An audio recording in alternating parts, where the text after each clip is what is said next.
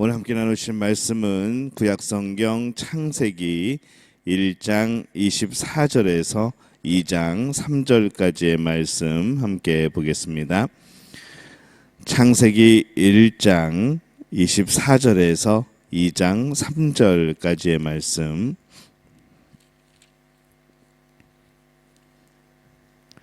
우리 한 목소리로 함께 봉독하겠습니다.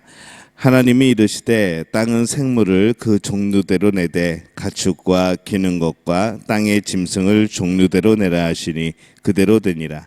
하나님이 땅의 짐승을 그 종류대로, 가축을 그 종류대로, 땅에 기는 모든 것을 그 종류대로 만드시니 하나님이 보시기에 좋았더라. 하나님이 이르시되 우리의 형상을 따라 우리의 모양대로 우리가 사람을 만들고 그들로 바다의 물고기와 하늘의 새와 가축과 온 땅과 땅에 기는 모든 것을 다스리게 하자 하시고, 하나님이 자기 형상 곧 하나님의 형상대로 사람을 창조하시되 남자와 여자를 창조하시고, 하나님이 그들에게 복을 주시며 하나님이 그들에게 이르시되 생육하고 번성하여 땅에 충만하라. 땅을 정복하라. 바다의 물고기와 하늘의 새와 땅에 움직이는 모든 생물을 다스리라 하시니라. 하나님이 이르시되 내가 온 지면에 씨 맺는 모든 채소와 씨 가진 열매 맺는 모든 나무를 너희에게 주노니 너희의 먹을 거리가 되리라. 또 땅의 모든 짐승과 하늘의 모든 새와 생명이 있어 땅에 기는 모든 것에게는 내가 모든 풀을 먹을 거리로 주노라 하시니 그대로 되니라. 하나님이 지으신 그 모든 것을 보시니 보시기에 심히 좋았더라. 저녁이 되고 아침이 되니 이는 여섯째 날이니라. 천지와 만물이 다 이루어지니라. 하나님이 그가 하시던 일을 일곱째 날에 마치시니 그가 하시던 모든 일을 그치고 일곱째 날에 안식하시니라. 하나님이 그 일곱째 날을 복되게 하사 거룩하게 하셨으니 이는 하나님이 그 창조하시며 만드시던 모든 일을 마치시고 그날에 안식하셨음이니라. 아멘. 할렐루야. 하나님의 은혜가 오늘 새벽에 하루의 첫 시간을 주 앞에 드리는 우리 믿음의 가족들에게 함께 하시기를 예수님의 이름으로 축원합니다. 하나님께서 사람을 창조를 하십니다. 26절에 보면은 하나님이 이르시되 우리의 형상을 따라 우리의 모양대로 우리가 사람을 만들고 그들로 바다의 물고기와 하늘의 새와 가축과 온 땅과 땅에 기는 모든 것을 다스리게 하자 하시고 이렇게 말씀을 합니다. 우리의 형상을 따라 우리의 모양대로 우리가 사람을 만들고 라고 말씀을 하죠. 여기서 이 우리라고 하는 것은 이 복수형이죠. 그래서 우리가 이 창세기의 말씀을 통하여서 이 하나님의 이 삼위일체를 우리가 엿볼 수 있는 그런 대목입니다. 그래서 성부와 성자와 성령, 이 삼위일체 하나님. 그래서 우리 창조하실 그때부터 이 삼위일체의 개념을 우리가 찾아볼 수가 있는 것이죠. 형상이 구체적으로 무엇인지 여러 가지 그런 이야기가 있지만은 이 형상은 사람의 모든 것이라 할 수 있습니다. 하나님은 영이시기 때문에 이 사람의 육체가 하나님의 형상을 닮을 수 있을까라는 생각이 들지만 사람의 인격, 사람의 영혼 그리고 모든 것들이 이 하나님의 형상을 따라 또 하나님의 뜻과 또 하나님의 모양을 따라 창조된 그런 것이라는 거죠. 그래서 사람은 굉장히 귀한 존재가 되어집니다. 다른 피조물들과 다르게 이제 유일하게 하나님의 형상을 따라 창조되어진 이제 그런 존재가 사람인 것이죠. 이 사람은 죄로 인하여 하나님의 형상을 많이 잃어버립니다. 또 그 형상이 파괴되어집니다. 그러나 신앙에는 여전히 사람이 하나님의 형상을 따라 창조되었음을 기억해야 하는 겁니다. 자기 자신을 대할 때에 또 남을 대할 때에 하나님의 형상을 볼 수 있어야 하는 거죠. 자신을 향하여 당당함이 있고 또 하나님의 형상을 따라 지음받은 이 자존감이 우리에게 있어야 합니다. 이웃을 향하여 존중과 사랑을 가지는 것이죠. 왜냐하면 그 이웃도 하나님의 형상을 따라 지음받은 겁니다. 자신과 이웃을 향하여 보이는 것만 본다면은 하나님의 형상은 보지 못할 겁니다. 또 하나님과의 관계가 또 교제가 끊어질 겁니다. 자기 자신과 이웃 안에 있는 하나님의 형상을 바라보아야 하나님과의 올바른 관계가 맺어지는 겁니다. 또 하나님을 보면서 살아가게 되는 것이죠. 이게 굉장히 중요합니다. 자기 자신과 이웃 안에 있는 하나님의 형상을 보면서 살아가는 것, 우리 믿음의 가족들이 그렇게 살아가시기를 바랍니다. 28절 말씀에 보면은 하나님이 그들에게 복을 주시며 하나님이 그들에게 이르시되 생육하고 번성하여 땅에 충만하라. 땅을 정복하라. 바다의 물고기와 하늘의 새와 땅에 움직이는 모든 생물을 다스리라 하시니라. 이렇게 말씀을 합니다. 생육하고 번성하여 땅에 충만하라. 이 생물을 창조할 때와 이제 같습니다. 이 생존권에 대한 말씀이죠. 사람이 먹고 사는 것을 하나님께서 인정하시고 잘 먹고 잘 사는 거 하나님이 기뻐하시고 또 하나님의 뜻입니다. 먹고 사는 문제라고 하나님과 상관없는 것이 아니고 오히려 하나님의 관심이 큰 것이죠. 지금은 죄로 인하여서 우리의 생존권이 위협을 받고 그 죄로 인하여서 우리가 수고하지 아니하면은 살아갈 수 없는 그런 존재가 되었지만은 이 사람을 향한 하나님의 뜻은 우리가 잘 먹고 잘 사는 겁니다. 땅을 정복하라. 모든 생물을 다스리라. 라고 말씀을 합니다. 이 통치권이죠. 하나님께서 사람을 하나님의 형상을 따라 창조하심으로 이 생물들을, 피조물들을 통치하게 하십니다. 하나님의 대리인으로 세우는 거죠.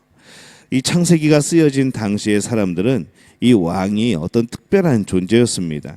신의 대리인으로 세상을 통치한다고 생각하였던 그런 시대입니다. 그러나 이 성경은 모든 사람이 하나님의 형상을 따라 창조되었고 신의 대리인이라 라고 그렇게 말씀을 하는 거죠. 그래서 이 모든 사람은 참 존귀하고 위대한 그런 존재가 되어집니다. 이제 하나님의 창조가 마칩니다.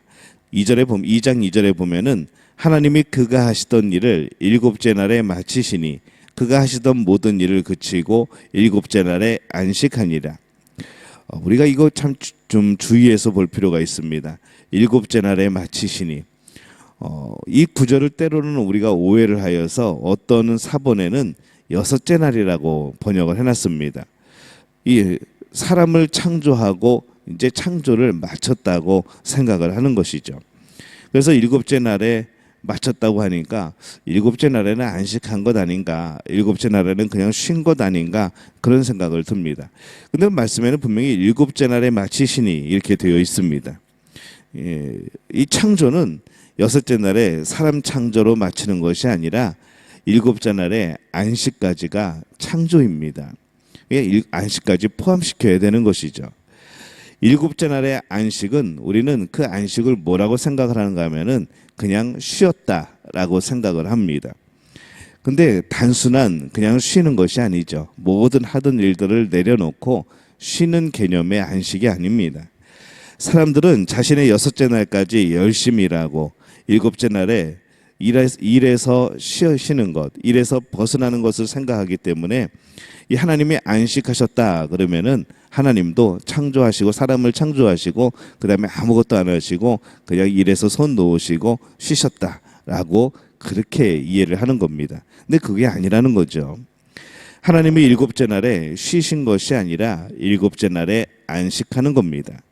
이 안식이라고 하는 것은 하나님과 피조물과의 관계이기도 합니다.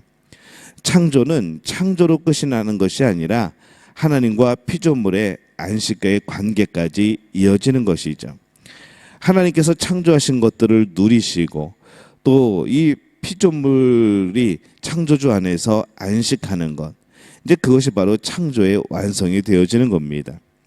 돌아보시면서 참 기뻐하시고 하나님이 창조하신 것들을 보면서 기뻐하시고 보기에 좋았더라 말씀하시고 함께 누리고, 이 피조물들은 그 하나님이 그 뜻 안에서 하나님의 기뻐하심 속에서 함께 평안을 누리고, 이것이 진정한 안식의 뜻이라는 것이죠. 안식은 그래서 창조의 목적이고 창조의 마지막이 되어지는 겁니다. 3절에 보면은 하나님이 그 일곱째 날을 복되게 하사 거룩하게 하셨으니 이는 하나님이 그 창조하시며 만드시던 모든 일을 마치시고 그날에 안식하셨음이니라, 이렇게 말씀을 합니다. 일곱째 날을 복되게 하사 거룩하게 하셨으니 일곱째 날은 누리는 날이고 가장 복된 날입니다. 이 거룩한 날이죠. 이것은 지속되는 겁니다. 이러한 복과 거룩이 죄로 인하여 이후에 깨지게 되어집니다. 쉬지 못하고 일하게 되어지고 창조의 그런 안식을 우리가 잃어버리게 되어지고, 그래서 이 날을 안식일로 거룩하게 지키며 영원한 안식을 준비하는 것은 굉장히 소중한 것이었다는 거죠. 예수님의 성육신으로 이 영원한 안식의 날은 더욱더 가까워집니다. 우리는 주일을 지키면서 영원한 안식의 날을 준비하며 기다리고 있습니다. 주님이 재림하시면 모든 날이 복되고 거룩한 안식의 날이 될 겁니다. 우리가 천국에서 살아가는 그 모든 순간들이 안식의 그런 순간이 되는 것이죠. 과연 우리는 천국에서 그냥 아무것도 안 하고 그냥 빈둥빈둥 있을까요? 그게 안식이 아니라는 거죠. 천국에 들어갔을 때 우리가 영원한 안식을 누린다고 표현하는 것은 계속해서 하나님을 찬양하고 하나님을 기뻐하고 우리의 거룩함을 나타내고 하나님의 거룩함을 또 찬양하고 하나님과의 관계 속에서 누리고 기뻐하고 뒹굴고 그렇게 되어지는 것, 이게 진정한 안식이라는 겁니다. 그래서 이 안식의 날, 이 천국이 임하는 그날은 누리는 날이 될 것이라는 거죠. 이 주일은 누리는 겁니다. 그렇기 때문에 오늘날 주일을 지킨다는 것은 부활해서 확실히 드러난 영원한 안식을 기다리면서 작은 누림으로 지켜나가는 겁니다. 하나님과 하나님 안에서 기뻐하는 날이라는 것이죠. 하나님께서 만물을 창조하심은 하나님 안에서 안식하도록 하기 위함입니다. 오늘날 사람들은 죄로 인해서 인생을 누리지 못합니다. 아픔과 고통, 또 수많은 제한들이 있고 슬픔이 있죠. 그래서 우리는 이 주일을 지키면서 하나님이 주시는 안식을 보는 겁니다. 아무것도 모르고 그냥 멍하니 앉아있는 그런 안식이 아니라 하나님 안에 있음을 느끼는, 하나님을 찬양하면서 느끼는 그 기쁨을, 또 하나님과 함께 교제하면서 우리에게 비춰지는 그 빛을 우리는 느끼는 것이 바로 안식인 겁니다. 모든 피조물이 영원히 안식할 때를 우리는 바라보고 있습니다. 우리는 영원한 안식을 바라보면서 준비하는 것이죠. 하나님께서 세상을 아름답게 창조합니다. 사람을 존귀하게 창조하십니다. 그러나 죄로 인하여서 그 존귀함을 잃어버립니다. 우리는 안식을 잃었습니다. 그러나 우리에게는 그리스도를 인하여 희망이 생겼습니다. 하나님 안에서 다시 안식할 수 있는, 창조 때에 그 안식을 다시 한번 진정으로 누릴 수 있는, 예배하면서 그리스도를 찬양하면서 그리스도의 부활이 진정한 안식을 우리에게 줌을 우리가 깨닫고 또 그것이 우리에게 복임을 알게 되어지고, 그래서 주일은 쉼의 날이라는 것이죠.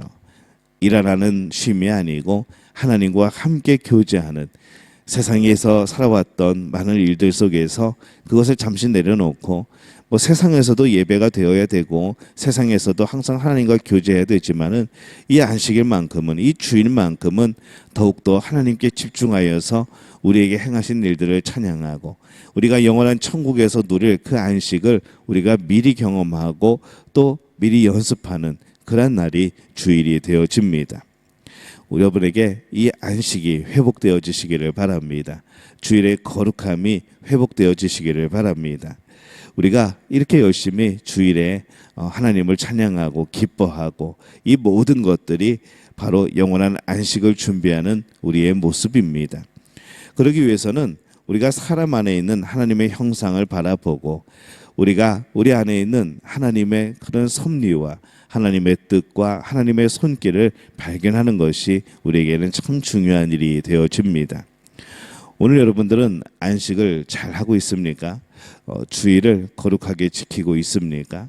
주일을 거룩하게 지킨다는 것은 교회를 꼭 나와서 예배 드리고 안 나오면 안식을 안 지키고 이런 개념이 아니고 우리는 그것을 좀 뛰어넘어야 된다는 것이죠.